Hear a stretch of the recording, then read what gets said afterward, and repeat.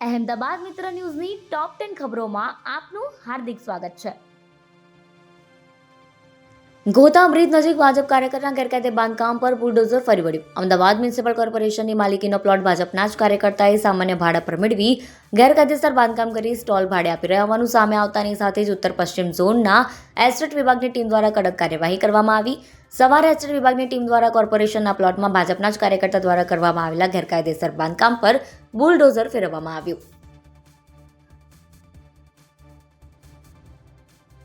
આગ ઝરતી ગરમી વચ્ચે દક્ષિણ ગુજરાતમાં લાઇટ ગઈ. દક્ષિણ ગુજરાતના મોટાભાગના વિસ્તારોમાં વીજળી ગુલ થઈ ગઈ છે. સુરત શહેરમાં લાઇટનો મોટો ફોલ્ટ થતાં વીજ પુરવઠો ખોરવાયો, જેને પગલે અનેક કારખાનાઓમાં કામકાજ બંધ કરવાની ફરજ પડી. આ મામલે મોટી સંખ્યામાં લોકો ટોરેન્ટ પાવરની ઓફિસે પહોંચ્યા હતા અને હોબાળો કર્યો હતો.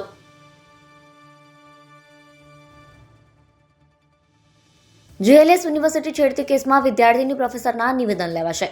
તાજેતરમાં જેએલએસ યુનિવર્સિટી સંલગ્ન એસએમપીઆઈસી કોલેજમાં પ્રોફેસરે વિદ્યાર્થીનીની છેડતી કરી હતી. પ્રોફેસરે વિદ્યાર્થીનીને વોટ્સએપ પર મેસેજ કરી બીભત્સ માંગણીઓ કરી હતી, જેને લઈને વિદ્યાર્થીનીએ ફરિયાદ કરતા પ્રોફેસરને સસ્પેન્ડ કરવામાં આવ્યા છે.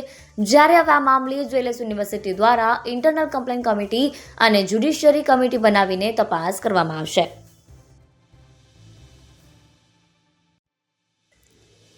સાત જિલ્લામાં સિવિયર હીટવેવની આગાહી. ગુજરાતમાં છેલ્લા 4 દિવસથી આકાશમાંથી અગનગોળા વરસાવથી ગરમી પડી રહી છે. હવામાન વિભાગે 7 જિલ્લામાં સિવિયર હીટવેવ સહિત કુલ 15 જિલ્લામાં હીટવેવની આગાહી કરી છે.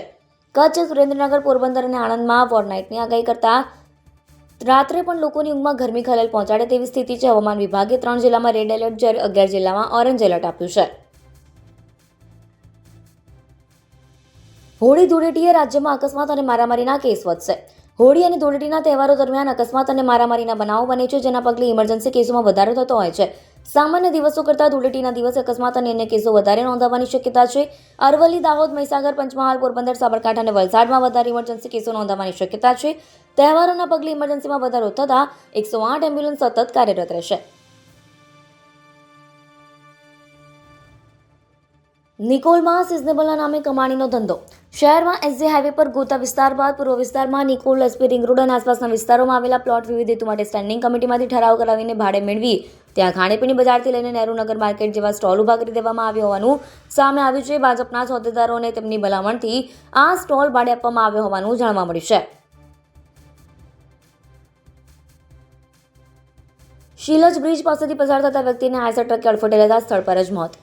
અમદાવાદના બોપલ શીલજ ઓવરબ્રિજ પાસે વધુ એક નિર્દોષનું માર્ગ અકસ્માતમાં મોત નીપજ્યું. બપોરના સમયે મજૂરી કામ કરતો એક વ્યક્તિ બ્રિજ પાસેથી પસાર થઈ રહ્યો હતો, ત્યારે આઈસર ટ્રકે તેને પાછળથી અડફેટે લીધો, જેમાં ઘટના સ્થળે જ તેનું મોત નીપજ્યું. આ સમગ્ર મામલે અકસ્માત બાદ ટ્રકનો ચાલક ફરાર થઈ ગયો હતો.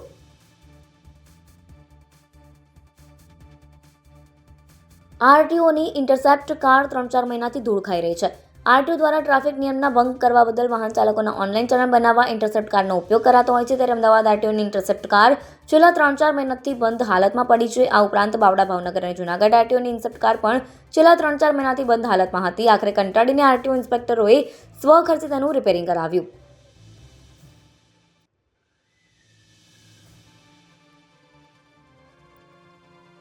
ઉડાન યાત્રી કાફી પર ઓનલાઈન પેમેન્ટ ન લેવાતા લોકો પરેશાન.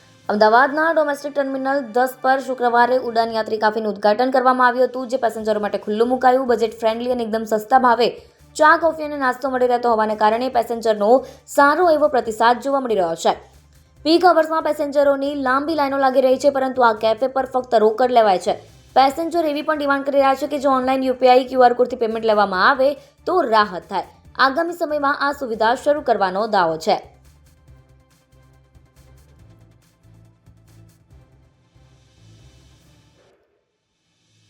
શાહીબાગમાં શેરબજારનું ડબ્બા ટ્રેડિંગ પકડાયું.